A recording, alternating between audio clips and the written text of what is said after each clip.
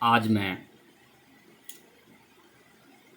काव्य शास्त्र के प्रमुख अंग रस के बारे में चर्चा करने जा रहा हूँ कि रस क्या है, रस कैसे उत्पन्न होता है, किसमें उत्पन्न होता है, रस के कितने अंग हैं, कितने अवयव हैं। प्रमुखतः रस के अवयव, रस के अंग पर चर्चा करेंगे।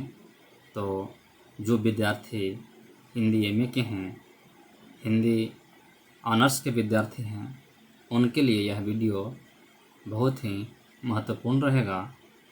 तो आइए,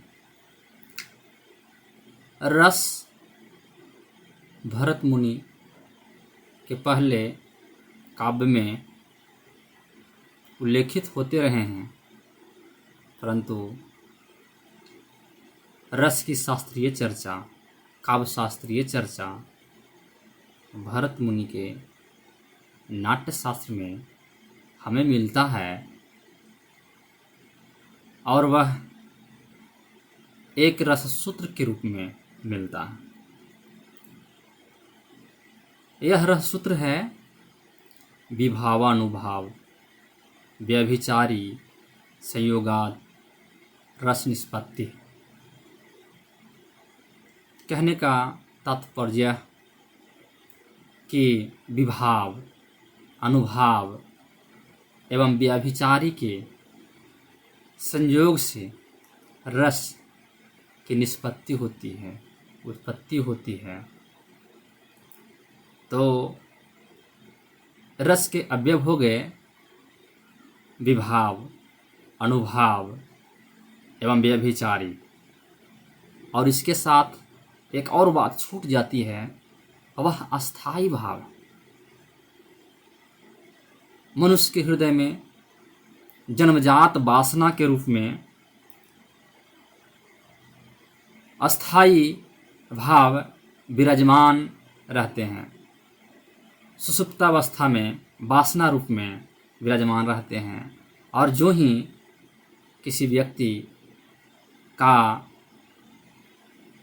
जब विभाव, अनुभाव एवं संचारियों के सम्मिलित साक्षात होता है, दर्शन होता है, तो वह वहीं अस्थाई भाव रस रूप में परिणत हो जाता है।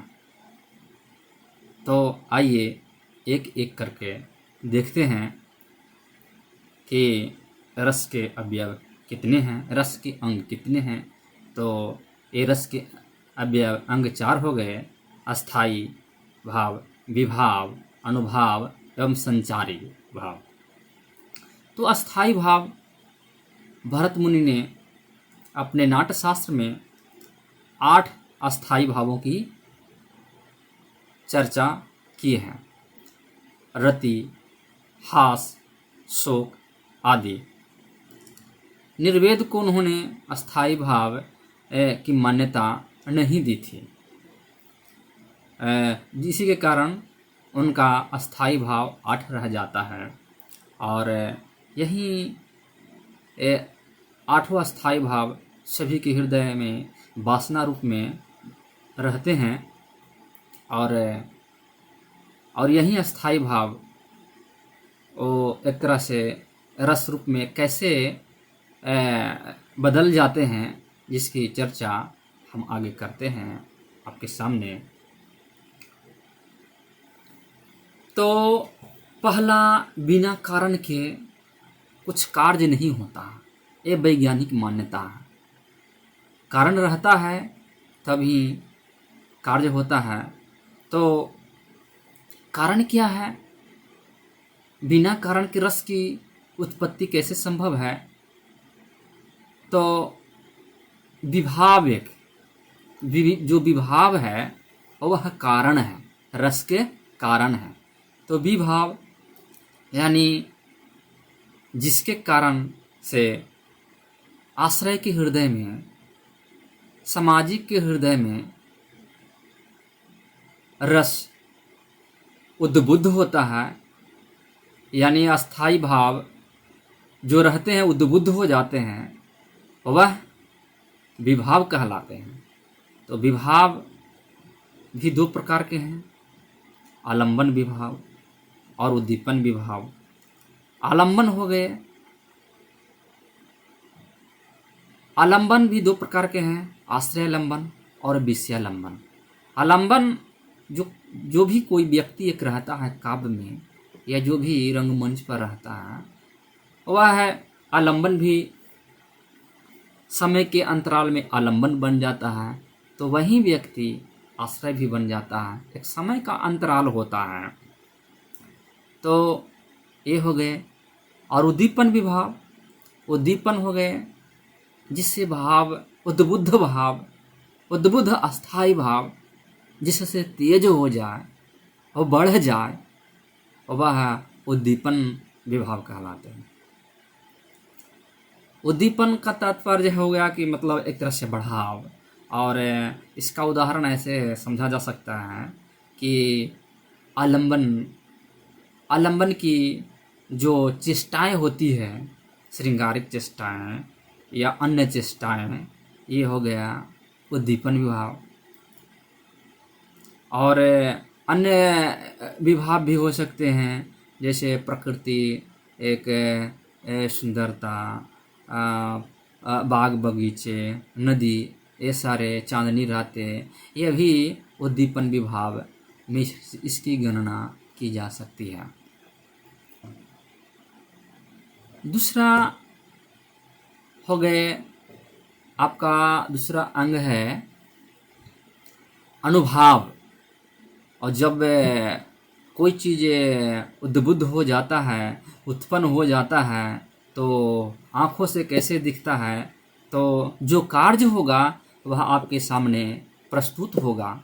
तो जो ही विभाव के कारण रस या स्थायी भाव उद्बुद्ध हो जाते हैं, वह कायिक चेष्टाओं के माध्यम से सामने वाले को और दर्शकों को, सामाजिकों को या पाठकों को मतलब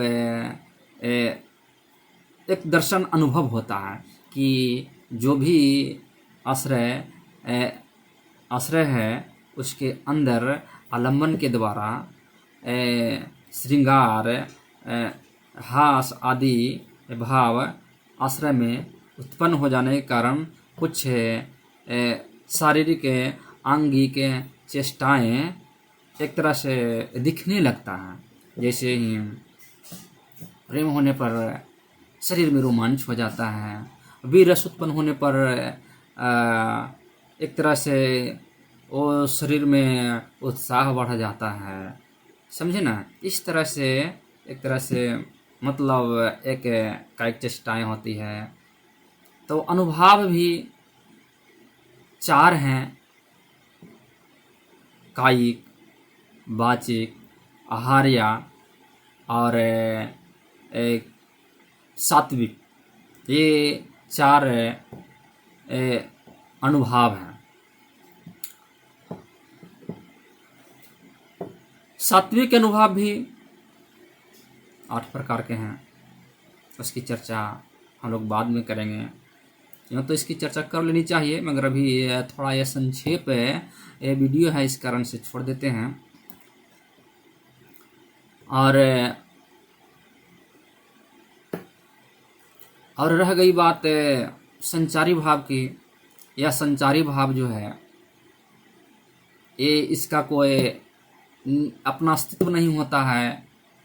अस्थाई भाव को रस जो होता है लक्ष्य बनना, उसके लिए वह आते जाते रहता है। उसकी लक्ष्य की अस्थाई भाव को लक्ष्य की प्राप्ति में संचारी भाव का आगमन होते रहता है और वो खत्म होते रहता है, यानी उसका कोई अस्तित्व नहीं होता, आते रहता है, जाते रहता है, लहरों की समान इसका अस्तित्व होता है। तो इसका व्यभिचारी को संचारी भी कहते हैं। एक तरह से व्यभिचारी का कहने का तात्पर्य है कि जो 33 संचारी भाव होते हैं वह कई अस्थाई भावों को मतलब बदल बदल करके वो संचरण करते रहते हैं। एक भाव के, एक अस्थाई भाव के साथ इसका अस्तित्व नहीं होता है। कई अस्थाई भावों को और रस रूप में परिणत होने के लिए वह उसके साथ साथ सम्मिलित होते रहते हैं, संयोग करते रहते हैं, और फिर अपना अस्तित्व है जब रस की पूर्ण प्राप्ति हो जाती है, पूर्ण परिपुष्टि हो जाती है, तो वह अपना अस्तित्व उसका गौण करके अपना संचरण करते रहता है, व्यभिचार करते रहता है, आते जाते रहता है, कोई अस्तित्व नहीं होता इसका। इस तरह से हम देखते हैं कि रस के 4 अंग हो गए: अस्थाई भाव, विभाव, अनुभाव एवं व्यभिचारी भाव। विभाव विशेष भाव हो गए, अनुभाव हो गए। विभाव के बाद जो अनुभाव है, भाव उत्पन्न होता है, वह अनुभाव है। और संचारी आप जान ही रहे हैं, जो संचरणशील है। तो इस तरह से आपने देखा कि रस जो सूत्र है, विभाव, अनुभाव, व्यभिचारी, संयोगाद रस निष्पत्ति, यह भरत मुनि के नाट्यशास्त्र में हमें मिलता है। और इसकी व्याख्या के माध्यम से व्याख्याकारों के द्वारा हमें ज्ञात होता है कि रस किसमें है, रस कहाँ उत्पन्न होता है, नट में होता है कि ऐतिहासिक पात्र में होता है कि सामाजिक में होता है, यानी भावक के अंदर होता है, यानी दर्शक के अंदर होता है। ये इसकी थोड़ी विस्तृत चर्चा हम अगले वीडियो में आपको लेकर आएंगे, और इसकी चर्चा विशेषता मतलब विस्तारता करेंगे। तो आज के लिए बस इतना ही। धन्यवाद।